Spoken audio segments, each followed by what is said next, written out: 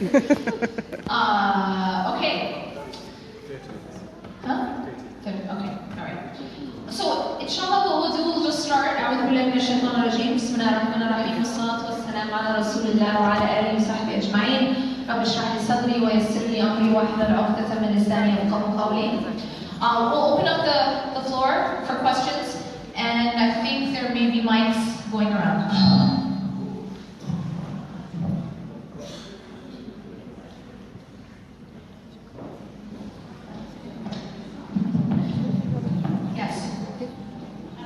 I'll repeat the question, or here comes mine. When is the next book out? What? When you write the next book? Oh, okay. She's asking about my next book. Okay, that's a very good question. Inshallah, my next book will come out soon, and it's going to be, inshallah, make dua. Everyone just take 1 second. No, I'm just kidding. Inshallah, it's going to be actually a collection of shorter quotes. Yeah, inshallah. And then Reclaim Your Heart Part 2, inshallah, sometime. But yeah, I'm hoping to, I'll just tell you this, I haven't said this publicly, but I feel like Reclaim Your Heart is a lot of it is about coping. It's about coping, a lot of people who've read Reclaim Your Heart have said that they read it at a time, like a very difficult time in their life, and it helped them cope. It helped them sort of rise up. And that's honestly because Reclaim Your Heart is a journey that I went through when I was going through difficulty. And I wrote as I was going through it, you know what I mean? It's one thing to talk about something that you heard about or that you read about, but in Reclaim Your Heart, I'm talking about something that I was experiencing and learning along the way. So Reclaim Your Heart is basically me with the reader on the journey, yeah? But what I'm hoping to do, inshallah, coming up is sort of take it to the next step, which is not just how to cope, but then inshallah how to thrive and how to then live a happy, hopeful, positive life, inshallah. And of course, Reclaim Your Heart is about that, but so much of Reclaim Your Heart is about, dang, I just got hit by this storm. How am I gonna deal with it? You know what I mean? And that's honestly something that's very, very necessary. And inshallah, I hope that the next book will take it to the next level, inshallah. Any other questions? Yes. Who's looking around? Yeah. Thank you very much for your talk. My name is Sandhya. I just want to ask, although you said, Put it closer. Quran says that there will be ease with any difficulty. But sometimes when people go through different circumstances, it almost seems like that maybe those du'as or prayers, they are not being heard. Is there this, and then there's this concept that if they are not being heard apparently, then are they being saved for akhirah? Is that true? Because that's probably another kind of concept in which people can maybe find some comfort or maybe they can come in terms with. Okay, so this is a great question, a question about dua. A lot of times we think, I asked for something, it's not being answered. I will tell you this, and this is a promise by Allah subhanahu wa ta'ala. This isn't me, this isn't your family member, your teacher telling you, but this is a promise by Allah subhanahu wa ta'ala. Every single dua is heard. Internalize that. Every single dua is heard by Allah, and every single dua is answered by Allah. Okay? Full stop. Now the question becomes, how does Allah answer? And when does Allah answer? Let's repeat this. Everybody with me?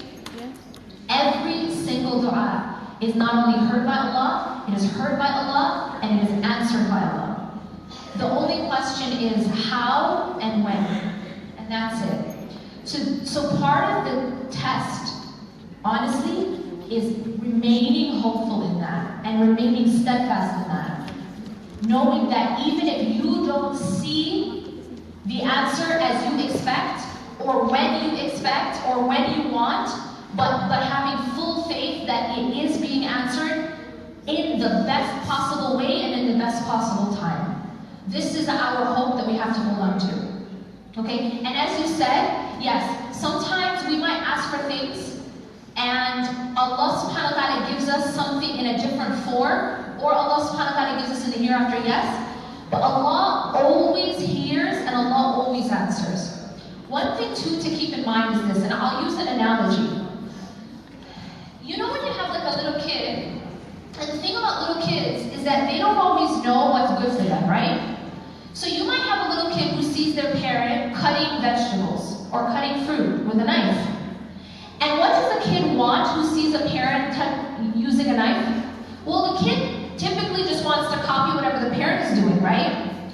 So this kid wants the knife. No, let me do it, right? Let me do the same thing. So the kid is now begging the parent for what? A knife. Give me the knife, give me the knife, give me the knife. This is, well, okay, the parent can do one of two things at this point. The parent can give the child a knife, but what's going to happen?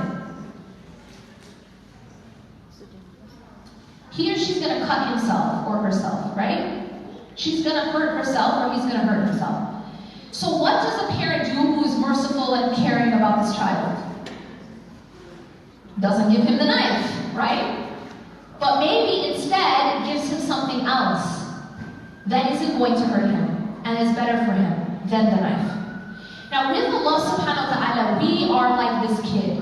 Sometimes we beg for things that are like knives. We sometimes beg Allah for things that are like knives. And we don't realize it, just like the kid doesn't realize it. But we really want it.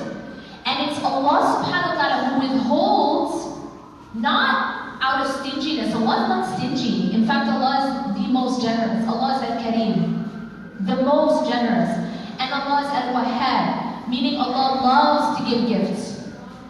Okay? Don't ever think that Allah is withholding just because He wants to withhold. Allah doesn't. Allah always gives. But sometimes for our own protection, He doesn't give us that which we are asking for because it's a knife.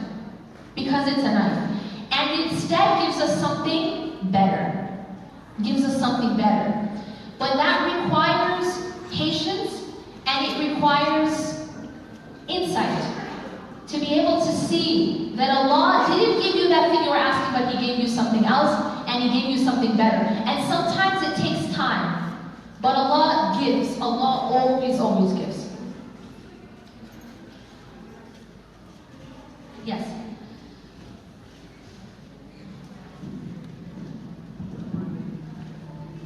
Assalamu alaikum. I've been a writer for about 5 years, but as some of you probably relate to, I've started like the first 2 chapters of what feels like 20 books because I can't just stick with one book. Do you have any advice when it comes to writing, not reading? Advice when it comes to writing. Honestly, my best advice when it comes to writing is write what you know. Yeah? Write about things that you feel, that you've experienced, that's deep inside of you. The most effective type of writing is the writing that comes from a deep heart inside of you. The most effective type of writing is the writing that comes from an experience, that comes from something that you've done or felt or learned. Anybody can write about the concept of, I don't know, patience, right? But your writing will not be as effective as someone who has actually been in the trenches of patience. Make sense? You can write about war. Yeah, you can write about war. You and I can write about war. That's not going to be like a soldier writing about war. So write about what you know. Write about what you've been in, what you've experienced, what you've learned. And no matter what, you will have something to offer because it's something real and it's something deep. So that's my best advice about writing. Forget grammar, forget everything else. That's my best advice. Okay. Yes, in the back.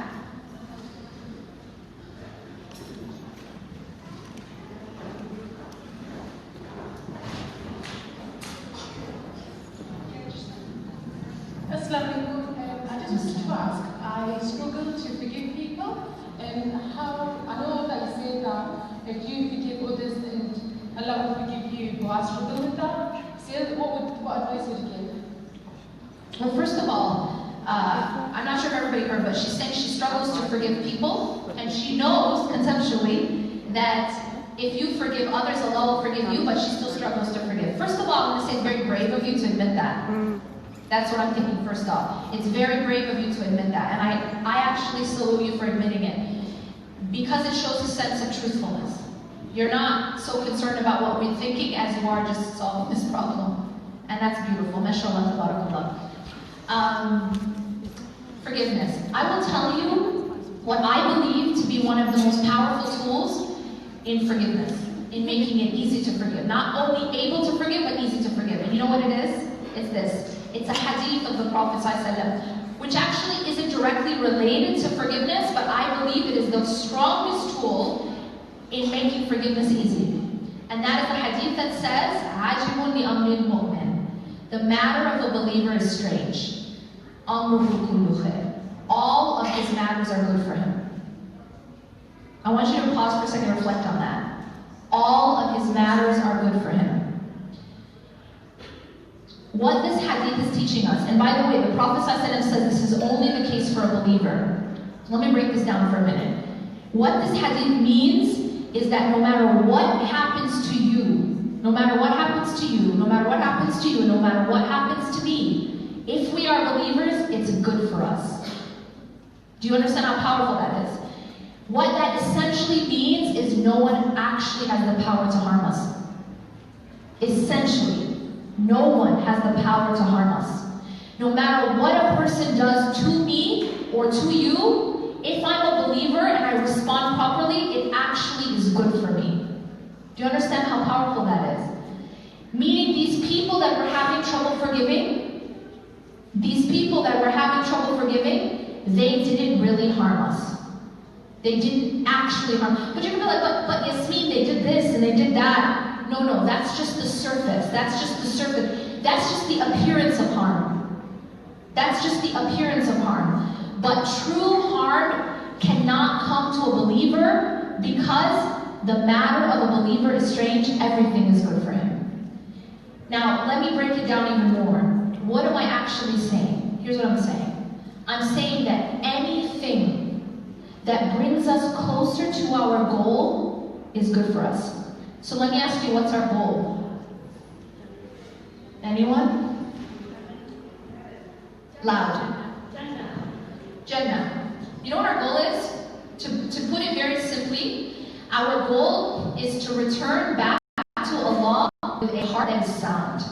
That's our goal, breaking it down. On the words of Ibrahim alayhi salam, you know this beautiful dua, long extended dua, and in his dua, وَلَا تُخْزِنِي يَوْمَ يُبْعَثُونَ يَوْمَ لَا يَنْفَعُ مَالٌ وَلَا بَنُونَ إِلَّا مَنْ أَتَى اللَّهَ بِقَلْبٍ سَلِيمٍ. That he's asking Allah, do not disgrace me on the day when everyone's brought back. The day when neither wealth nor children will benefit anyone. Neither wealth nor children will benefit anyone. And children here is also a symbol of power. Neither wealth nor children will benefit anyone إِلَّا مَنْ أَتَى اللَّهَ بِقَلْبٍ سَلِيمٍ, except for the one who returns back to Allah with a heart that is sound, with a heart that is healthy. And therefore what we find from this hadith, or from this ayah, is that our essential goal in life is only one thing, and that is to return to Allah with a heart that's healthy. That's it. It's not money, it's not power, it's nothing else. It's not being a size whatever, it's not being the gaudiest ever. It's none of these things. It's simply to return back to Allah with a heart that is sound. What does that mean? It means anything in our life that helped us to go back to Allah with a heart that's sound, is it good for us or bad for us? Good for us. No matter what it is. No matter what it is. Now I'm going to give you guys an example from the Quran.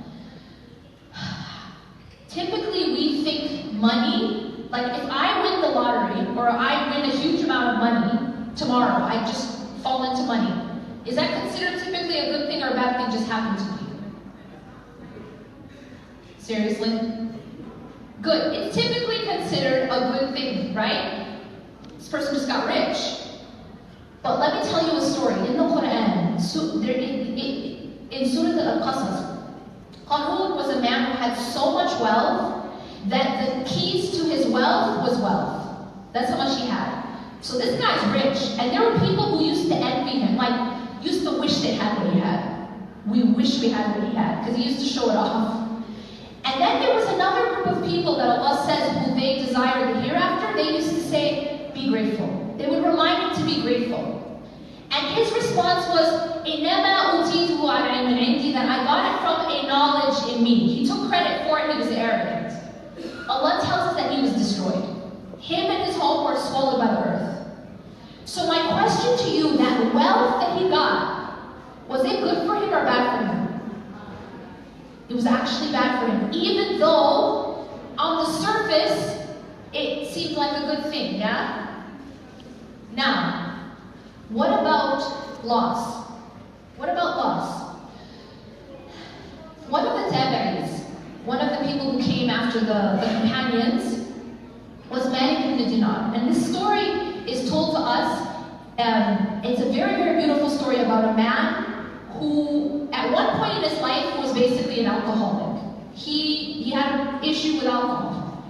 And he used to drink a lot, and one day, basically he came and he had a child. They had a little girl. He loved this little girl. This is like the most beloved person to him. And when she was very young, she's like 3 years old or so, she dies. At this point, the tragedy of her death, it just causes so much pain in this man that he decides he's going to drink more than he's ever drank before, and then when he does this, he passes out. So he drinks so much he passes out. While he's passed out, he has a dream. And in his dream, he sees that he's in this like vast place, and he's being chased by a giant snake. He's trying to get away from the snake, and he sees like an old man, and he's saying to the old man, save me, protect me from the snake. But the old man says to him, I can't, I'm too weak. So then later on, he goes to another area, and he sees some children, and in that group of children, he sees his daughter, who's passed away. And his daughter says to him, do you know what that snake was? And she says, that was your bad deeds. And she says, you know what the old man was? It was your good deeds. She says, your bad deeds were so strong, and your good deeds were too weak to help you against your bad deeds. And then he hears an ayah being recited from Surah Al-Hadid. أَلَمْ يَأْنِ لِلَّذِينَ آمَنُوا أَن تَخْشَعَ قُلُوبُهُمْ لِذِكْرِ اللَّهِ. Has the time not come for the hearts of the believers to be shaken by the remembrance of Allah, to humble themselves? وَلَا يَكُونُوا كَالَّذِينَ أُوتُوا الْكِتَابَ مِنْ قَبْلُ فَطَالَ عَلَيْهِمُ الْأَمَدُ فَقَسَتْ قُلُوبُهُمْ.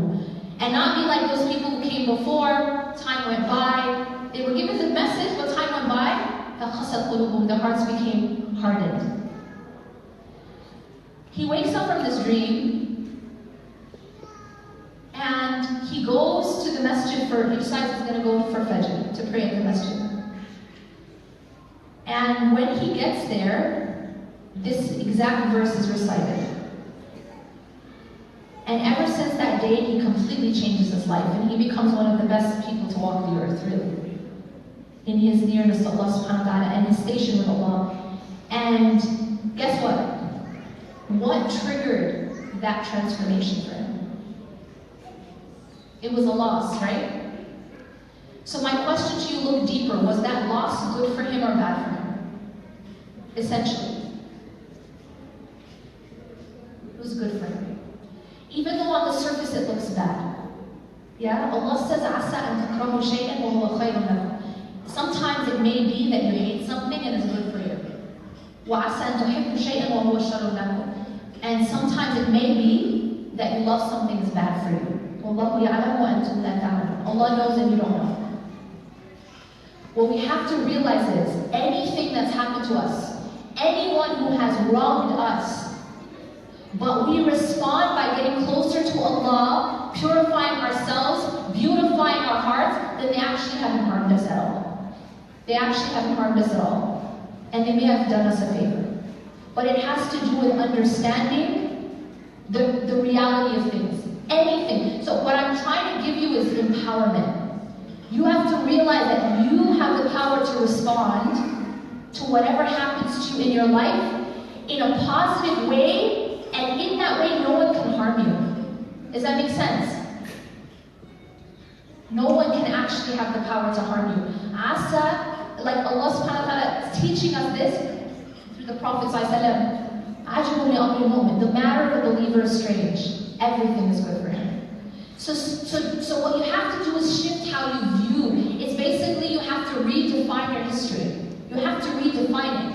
And when you are able to redefine every single thing that's happened to you, and everyone who's harmed you, and realize that they actually didn't harm you because it made you who you are today, then forgiveness becomes much easier. Forgiveness becomes easy. Because they didn't actually harm you. They perhaps did you a favor. You became who you are today. And you were able to build that beautiful heart, because at the end of the day, that's all that's going to matter. Any last questions? Or question? Assalamualaikum. That's what to do after when your iman's gone low, after sort of the spiritual high. Okay, can you repeat the first part? What to do when your iman has gone low? Yes. Alright. Excellent question. She's asking, what do you do? You know, because we go through this, right? We go through a spiritual high, and then sometimes well, not sometimes, but we go through the high, and then we go through a low. What should you do when that happens? Alright.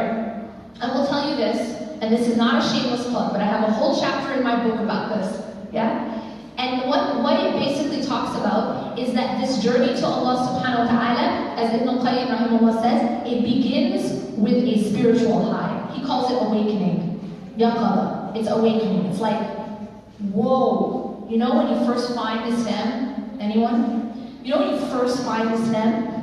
Whether you're a revert or whether you are newly practicing, when you first find Islam, you realize, I was in a cave, and now I'm in the sun. You know what I mean? It's like a high. It's exhilarating, yeah.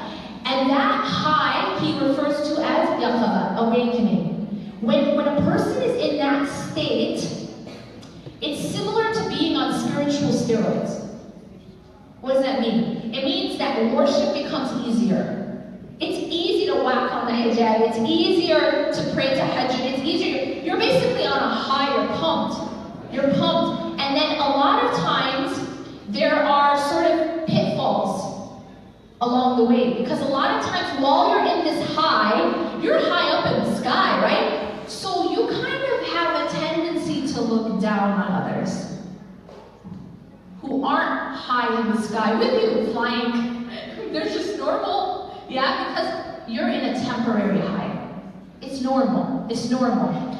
This is when a lot of people join the haram police.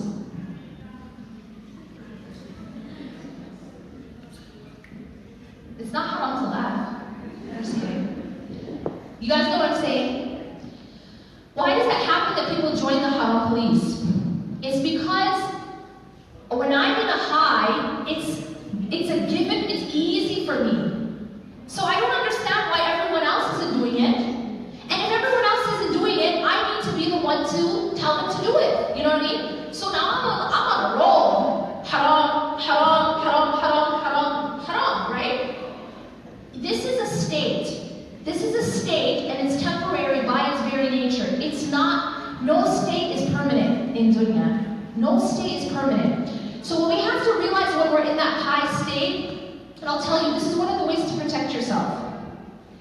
Be careful not to get arrogant and self-righteous. And one of the best ways to guard yourself from arrogance and self-righteousness is to realize that you're in a high spiritually, not because you're just holier than thou, but because Allah has given you a gift.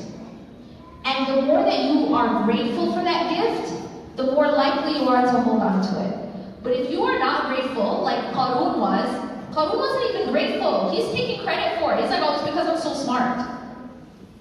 So it was taken from him. Be very careful not to take credit for your righteousness. Is that making any sense? Don't take credit for your righteousness. You are righteous because Allah enabled you to do what you're doing and He guided you. So be grateful. So let your gratitude take over.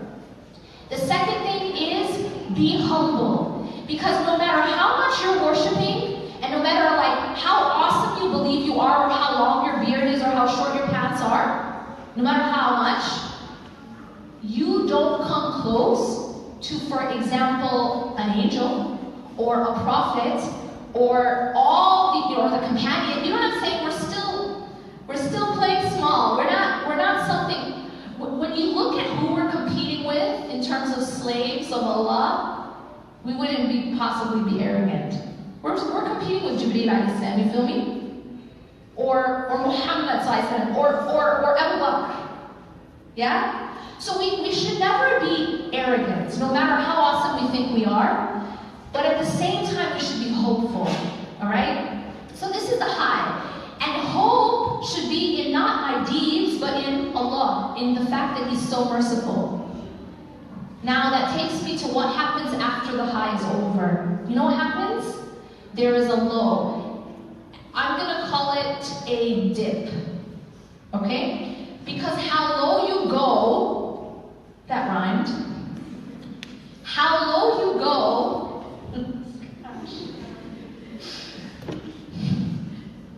okay. British people are very close.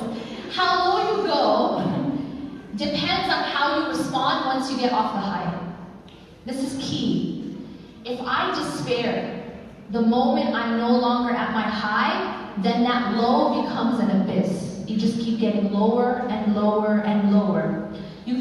This is the key. Once you start to get off your high, don't despair.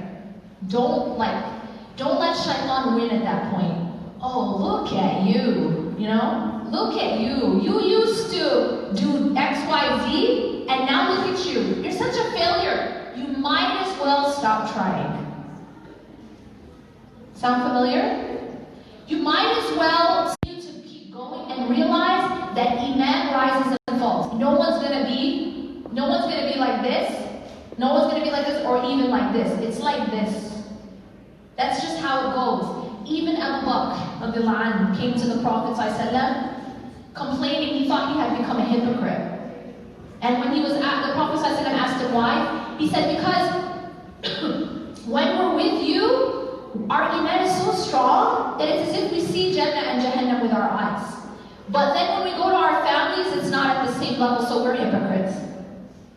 And you know what the Prophet ﷺ in his wisdom and his beauty, you know what he answered? He said, if you have the same level of iman with me as with your families and all the time, the angels would shake hands with you in the streets. That's not what it means to be human. That's what it means to be an angel. We are human. And he told him and he taught him that iman rises and falls. And that should not make us despair. But I will tell you this. When you're at your low, if you continue to do those 3 things I gave you in the previous session, you will come back up and you won't drown. Trust me. But if you let go, especially of your oxygen, what was our oxygen? Salah. It's only if you let go of your oxygen that you drown. As they say, there's this quote I read and I just absolutely loved it. And here's what it said. You don't drown by falling into the sea, you drown by staying there. Make sense? You don't drown by falling in, you drown by staying there. So just don't stay there. Yeah, keep going. Okay, أقول قولي هذا واستغفر الله لي ولكم إنه غفور رحيم سبحانك اللهم وبحمدك أشهد أن لا إله إلا أنت أستغفرك وأتوب إليك. Inshallah, we'll be doing the book signing now. Assalamu alaikum wa rahmatullah.